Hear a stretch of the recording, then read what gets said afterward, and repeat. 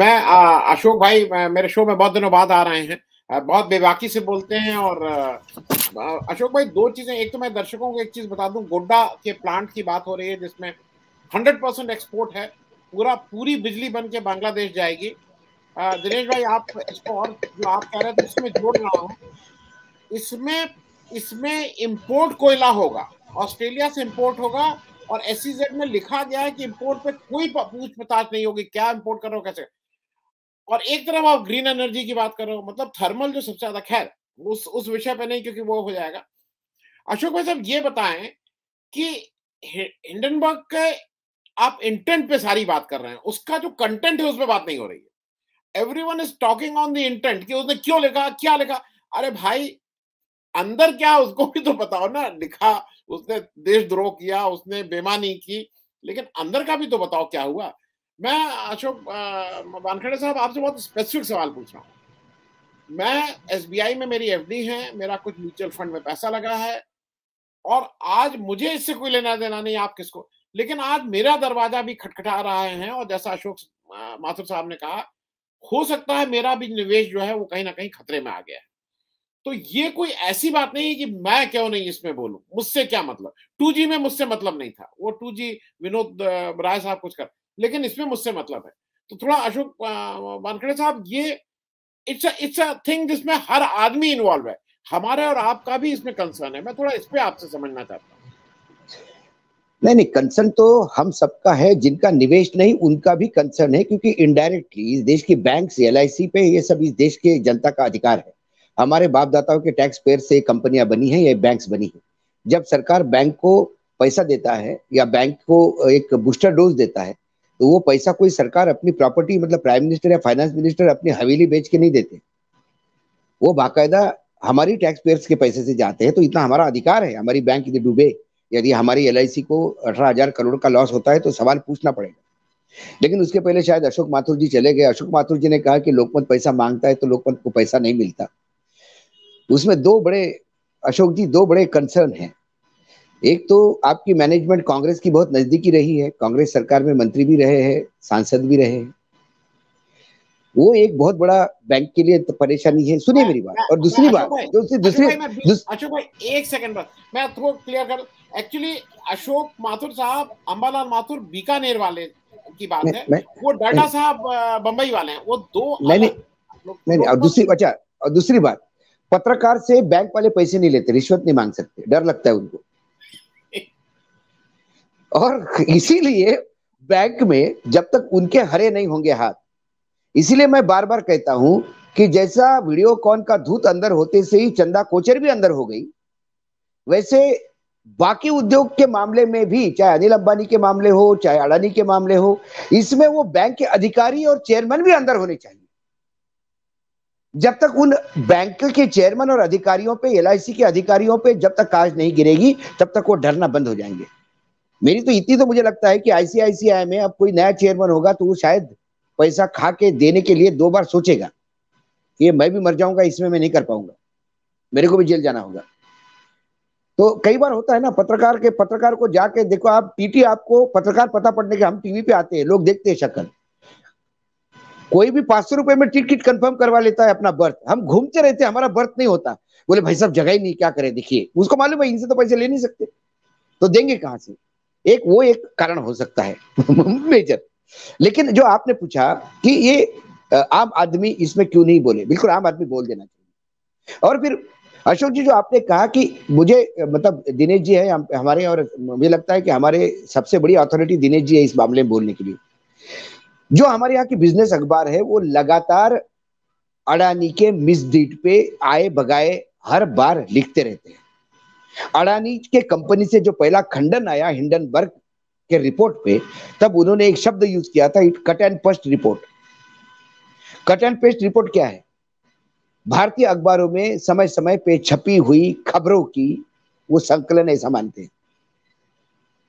लेकिन भारत के अखबार में कहीं अंदर के पेज पर छप जाते हैं, उसके ऊपर कोई रिएक्शन नहीं होता। हिंडनबर्ग ने उसको टोटल एक बना के और उसको साथ में जोड़ के, क्योंकि हमारे यहाँ इंडियन एक्सप्रेस में यदि आ गया कि उस कंपनी को, एक इंडियन एक्सप्रेस में खबर आती है, या अभी महाराष्ट्र के सभी अखबारों में खबर है, दिनेश जी ने भी पढ़ी होगी, 8 करोड़ स्क्वायर फीट का कंस्ट्रक्शन शहर एयरपोर्ट पे, छत्रपति शिवाजी महाराज इंटरनेशनल एयरपोर्ट पे करना है अडानी जी को।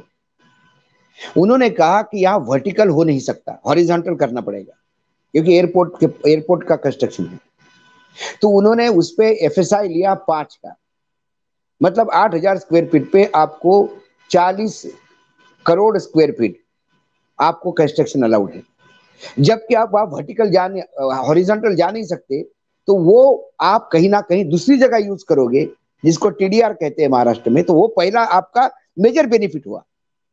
उसके बाद एमएमआरडी जो हमारे वहां एक कंपनी है, वो सरकारी कंपनी प्रीमियम प्रॉपर्टी पे डेवलपमेंट चार्जेस लगाते हैं। Airport is a premium property. वो development charges 40 lakh square feet पे, 40 करोड़ स्क्वायर फीट पे 5 लाख करोड़ है। सरकार ने एक सर्कुलर निकालने के बाद वो पूरे के पूरे चार्जेस माफ कर दिए। क्यों नहीं 7 साल में अंबानी करोड़पति अब्जोपति बनेगा? आप एक हॉस्पिटल भी बनाने जाओ तो उस पर प्रीमियम चार्जेस दिए बगैर आपको परमिशन नहीं मिलती, क्योंकि आपका सुपर स्पेशलिटी हॉस्पिटल है, पूरे ताकत के साथ पैसे वसूला जाता है। ऐसे कई जगह अब ये स्कैंडल पूरे महाराष्ट्र में छपा। धारावी के जो टेंडर 2018 का टेंडर और 2022 का टेंडर है, उस टेंडर में कैसी कंडीशंस बदली गई और सिक्लिक कंपनी को बाहर करके कैसा इनको एंट्री दिया गया, ये सारे अखबारों में छपा। कोई एजेंसी बोलने को तैयार नहीं, क्योंकि हमारी यहाँ की एजेंसी जब तक किरीट सोमैया हाथ से लिखा हुआ कागज उनको नहीं देती, तब तक वो मानती नहीं इस देश में भ्रष्टाचार हुआ। और किरीट सोमैया लिखेंगे नहीं अडानी जी के बारे में, क्योंकि वो जानते हैं कि ये दामाद है भाई, दिल्ली रगड़ देगी मुझे। तो एक विशेष सर्कल चल रहा है। ये जो रिपोर्ट है, उस रिपोर्ट, और ताज्जुब ये लगता है, मतलब उनका जो खंडन है, वो जो सीओ का स्टेटमेंट आया, उन्होंने कहा कि जालियनवाला बाग जैसा हमारे साथ किया गया है हिंडनबर्ग में। अरे जालियनवाला बाग जो है, इनके 4 पुश्तियां इनकी कभी जालियनवाला देख के भी आई क्या? जालियनवाला पढ़ना पड़ेगा इनको, पहले समझना पड़ेगा। भ्रष्टाचार के गंगा में उस कीचड़ में सने हुए तुम्हारे को तो अधिकार नहीं नैतिक कि तुम जालियनवाला बाग का नाम ले लो। उस मेरे देश के शहीदों का नाम लेने का अधिकार नहीं तुम्हें, उन्हें अपमानित मत करो। 88 सवाल में से 16 सवाल के जवाब देके बोलते हो गया हो गया हो गया हो गया, बाकी कहां है? नीति आयोग की रिपोर्ट थी, अशोक जी, इंडियन एक्सप्रेस ने टोटल रिपोर्ट छापी है।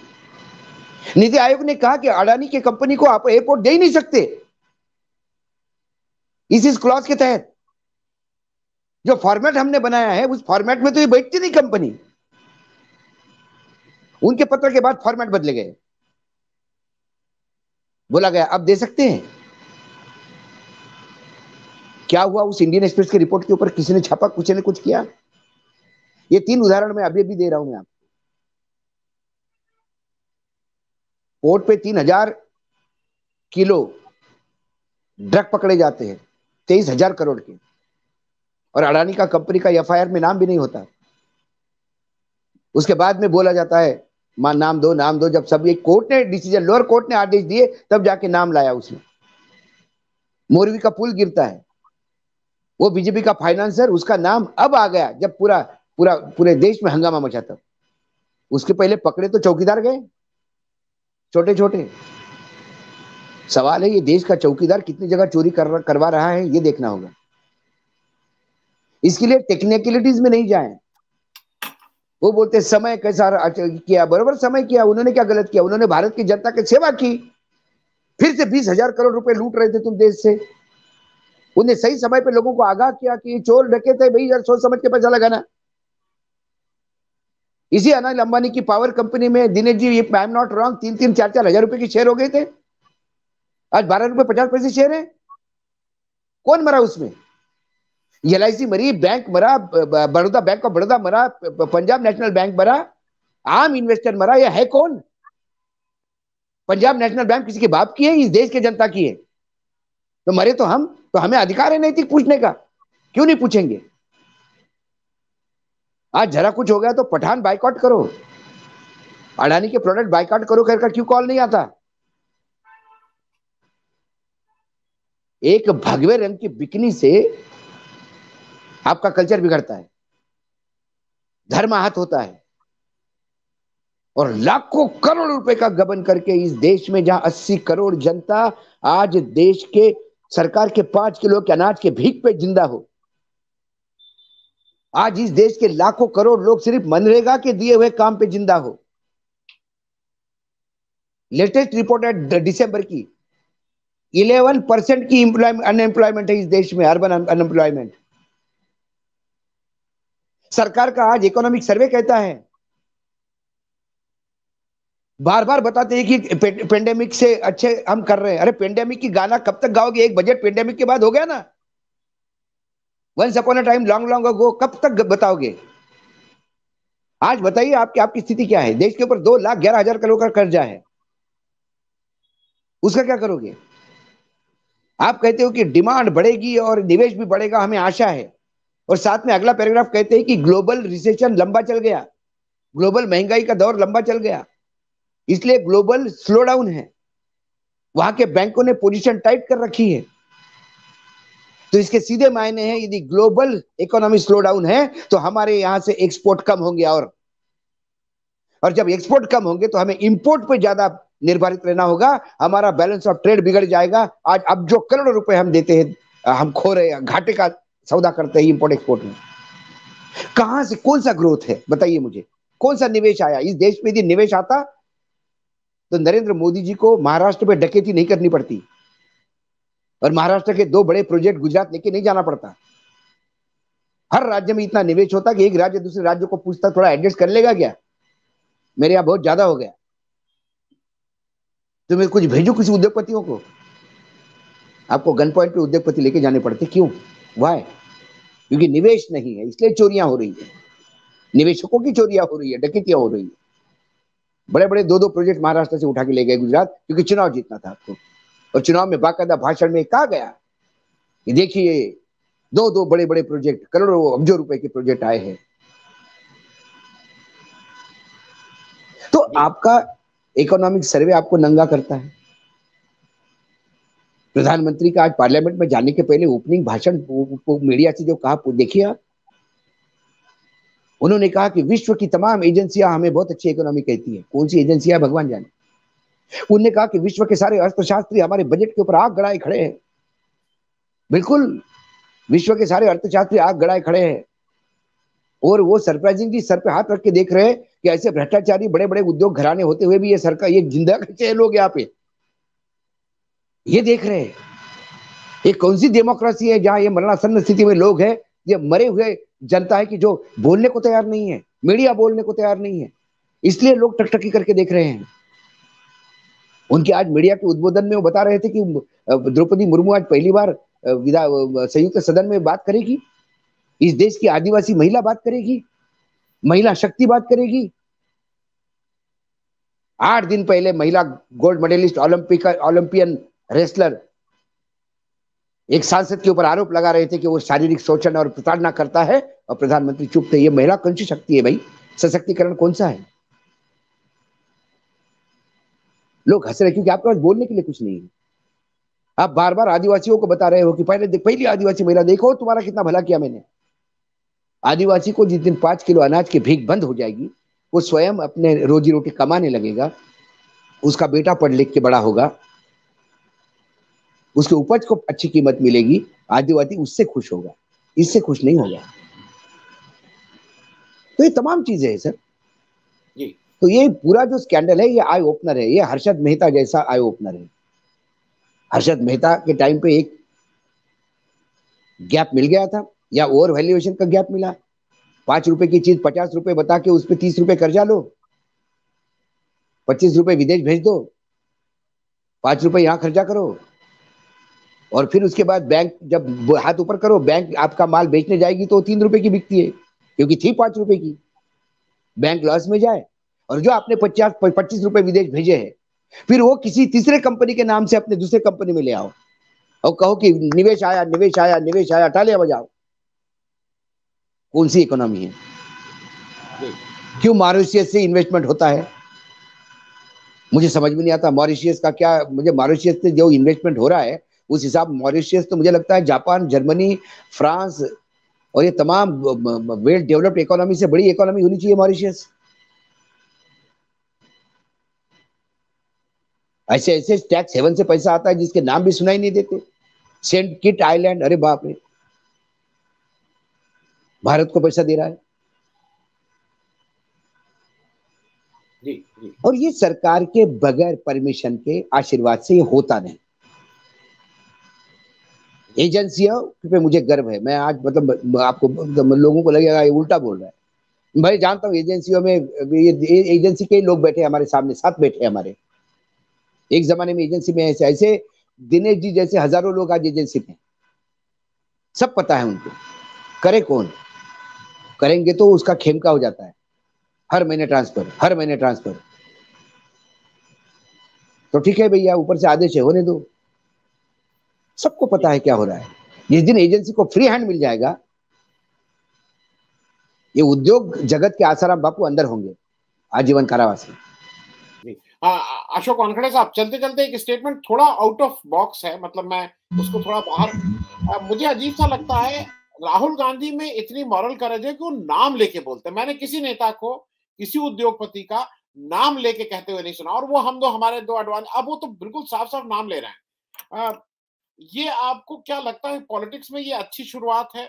क्योंकि कुछ लोग कह रहे हैं कि नहीं, नाम नहीं लेना चाहिए, नाम नहीं लेना चाहिए। मैं थोड़ा एक आपसे इस पे समझना चाह रहा हूँ कि इसका टेक क्या है, नाम लेके ऊपर। नहीं, राहुल गांधी का भी कई बार मुझे बड़ा ताजुब लगता है कि वो राहुल गांधी दो उद्योगपतियों के नाम लेते हैं, अडानी अंबानी कहते हैं, हम दो हमारे दो कहते हैं, सब कहते हैं, लेकिन फिर राहुल गांधी उन लोगों पे एक्शन नहीं लेते जो उनके साथ बैठ के खाना खाते हैं। आज अशोक गहलोत, अशोक माथुर जी जहां से आते हैं, अशोक गहलोत राजस्थान की माइनिंग्स भले ही वो वसुंधरा के टाइम पे गई होगी, लेकिन वो कोल माइन बाकायदा वापस लाया जा सकता था। वो कोल माइनिंग पे माइनिंग क्यों नहीं जल्दी हो रही है, इसलिए अशोक गहलोत तो जाके मिलते हैं बघेल साहब से। और बघेल साहब, राहुल गांधी ने आदिवासियों को प्रॉमिस करने के बाद वहां पेड़ कटाई करके माइनिंग शुरू करवा देते हैं। पिछले चुनाव में राहुल गांधी उस क्षेत्र में प्रॉमिस करके आए, यदि हमारी सरकार आएगी तो एक पेड़ कटने नहीं दूंगा या कोई माइनिंग नहीं होने दूंगा। लेकिन राहुल गांधी भारत जोड़ो यात्रा पे थे और यहाँ पेड़ तोड़ो यात्रा शुरू थी वहां पे। तो ये अंबानी के साथ आपके कितने लोग हैं? बीजेपी में कम से कम एक है कि नरेंद्र मोदी ने यदि कह दिया कि ये आदमी खराब है तो उसके बाद कोई जाके उससे मिलता नहीं। यदि उन्होंने कह दिया कि अशोक वानखेड़े ये ठीक आदमी नहीं है, तो बड़े बड़े नेता जो रोज मिलने वाले थे वो भी कन्नी काटने लगते हैं। लेकिन जब राहुल गांधी कहते हैं कि अडानी और अंबानी देश बर्बाद कर रहे हैं, तो फिर उन्हीं कंपनियों के साथ उनकी सरकारें, मुख्यमंत्री क्यों उनको फेवर देके काम करते हैं? सवाल ये है। क्योंकि कोल स्कैम होने के बाद, मैं थोड़ा सा लोगों को बताऊं अडानी का इन्वॉल्वमेंट कहाँ हुआ है। कोल स्कैम होने के बाद केंद्र सरकार ने ये नीति बनाई कि वो राज्य सरकार को कोल माइनिंग देगी। तो राजस्थान सरकार को छत्तीसगढ़ में कोल माइन मिली, लेकिन जो सरकार कोल माइन ले लिया, उसके बाद राजस्थान सरकार को यह समझ में आया कि हम कोल का प्लांट चला सकते हैं, कोल खरीद सकते हैं, लेकिन कोल माइनिंग हमको नहीं आता। उन्होंने coal development, mining development and exploration of coal and selling of coal, इसके लिए एक कंपनी नियुक्त की। और इस देश की मैक्सिमम कोल जो माइंस है वो एक ही कंपनी की मिली, जो अडानी जी की। मतलब अडानी जी माए बाप, ये हमको सरकार ने दी है कोल माइन, ये आप लीजिए, आप इसका खनन करिए, जो कोयला निकलता है हमको दे दीजिए और आप बताइए हम आपको क्या दें। और उस कोयले के एक्सप्लोरेशन पे कोई सरकार का दायित्व, कंट्रोल नहीं है। 2 लाख टन निकालने के बाद यदि 50,000 टन राजस्थान को भेज दिया, 1.5 लाख टन मार्केट में भेज दिया, तो कोई किसी को फर्क नहीं पड़ता। ये छत्तीसगढ़ सरकार ने भी दी है अपनी माइन खुद, उनको राजस्थान गवर्नमेंट ने दी, हर सरकार ने उनको माइन दी। क्यों दी भाई आपने? पुराने कॉन्ट्रैक्ट तो सारे कैंसिल करते हो, नए नए ठेकेदारों को ढूंढते हो पैसा खाने के लिए। लेकिन ये ऐसा ठेकेदार है कि जो सत्ता में आता है उसके लिए थैला खोल के देता है। और हमारे यहाँ जैसा अशोक माथुर जी ने कहा था कि पैसा इतना अहम हो गया है, लक्ष्मी इतनी अहम हो गई है कि फिर राहुल गांधी क्या गाली देते क्या नहीं, तो फिर राहुल गांधी पे छत्तीसगढ़ और राजस्थान के लोग हंस रहे होंगे, अरे किसको गाली दे रहे हो भाई तुम, तुम्हारे मुख्यमंत्री तो उन्हीं के साथ घूमते हैं। तो ये डेयरिंग होने से काम नहीं होगा, वो क्रियान्वयन दिखना चाहिए। पता पड़ा कांग्रेस रूल स्टेट से अडानी बिल्कुल टाइट हो गए। महाविकास आघाड़ी थी तो उन्होंने नहीं देने दिया वहां पे वो धारावी प्रोजेक्ट, अडानी को उसमें से ड्रॉप कर दिया था। तो फिर सेंट्रल गवर्नमेंट ने रेलवे की जो 45 एकड़ जमीन थी जिसके लिए राज्य सरकार 200 करोड़ रुपए दे चुकी थी, वो जमीनें हस्तांतरित नहीं की और वो प्रोजेक्ट को कोर्ट में ले गए और वो इतना लंबा खींचा कि वो प्रोजेक्ट ही कैंसिल हो गया, बोले टेंडर ही कैंसिल करो। जब रीटेंडरिंग हुई तब तक सरकार आई थी, जैसी ही नई सरकार आई महाविकास मतलब एक नाथ शिंदे और फडणवीस की बीजेपी की सरकार आई, तुरंत पहला काम उन्होंने किया कि रेलवे ने अपनी जमीन दे दी, आपने पैसे दे दिए जमीन ले लो, और तुरंत नए टेंडर निकाले गए और नए टेंडर में वही हुआ जो सारे दुनिया के सामने। तो राहुल गांधी के बोलने में और करने में ये फर्क दिखना नहीं चाहिए, तो मजा है। और यदि फर्क दिखता है तो फिर बाकी नेता बोलते वैसे बोलते हैं, और क्या है, ये मन की बात ही हो गई, फिर जन की बात कहाँ हुई। यहाँ एक मन की बात करता है, वहां दूसरा मन की बात करता है।